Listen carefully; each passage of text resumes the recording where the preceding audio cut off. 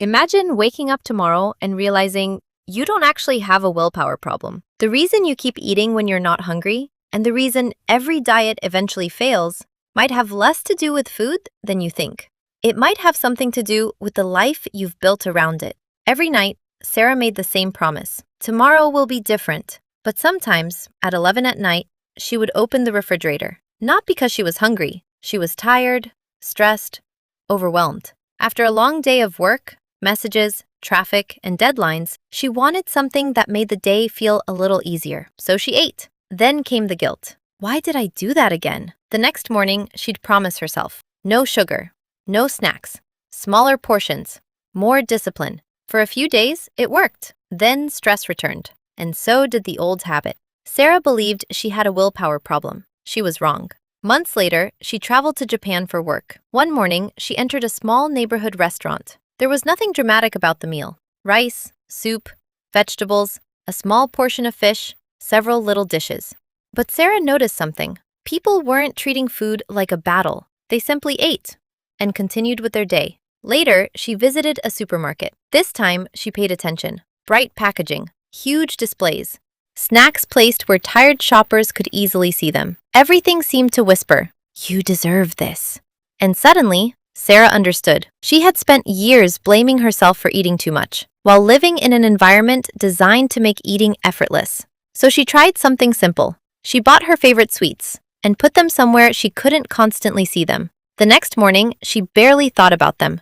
That surprised her.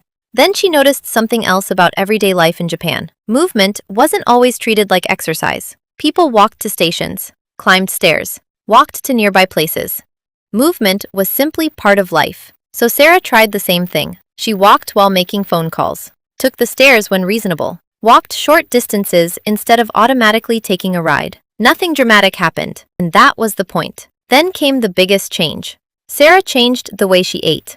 Not what she ate, how she ate. One evening, she left her phone in another room. She sat at the table. She noticed the smell of her food, the texture, the temperature. She ate slowly, then stopped, and asked herself, "Am I still hungry?" The answer was no. For years, she had been eating past satisfaction without even noticing it. But one night, after a terrible day at work, her old habit returned. She opened the refrigerator, then stopped. She asked herself, "Am I hungry?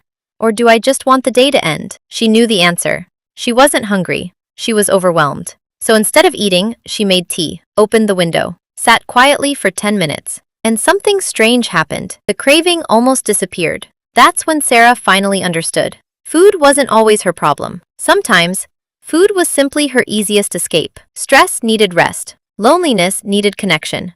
Exhaustion needed sleep. And hunger needed food. She had been using the same solution for completely different problems. When Sarah returned home, she didn't start another strict diet. She changed her environment. Her phone stopped sitting beside her plate. Snacks stopped living on the kitchen counter. She served herself before becoming extremely hungry. She stopped eating directly from packages. And when she made a mistake, she didn't punish herself. One bad evening didn't become a ruined week. Weeks passed. Sarah stopped thinking about dieting all the time. She wasn't constantly fighting temptation. She wasn't waiting for motivation. Her environment was quietly doing some of the work for her. And that's when she discovered the real lesson. The secret wasn't that Japanese people had magical discipline. It wasn't that everyone in Japan ate perfectly. The deeper lesson was about how our surroundings shape our behavior. What we see, what we reach, what we keep nearby, what becomes automatic.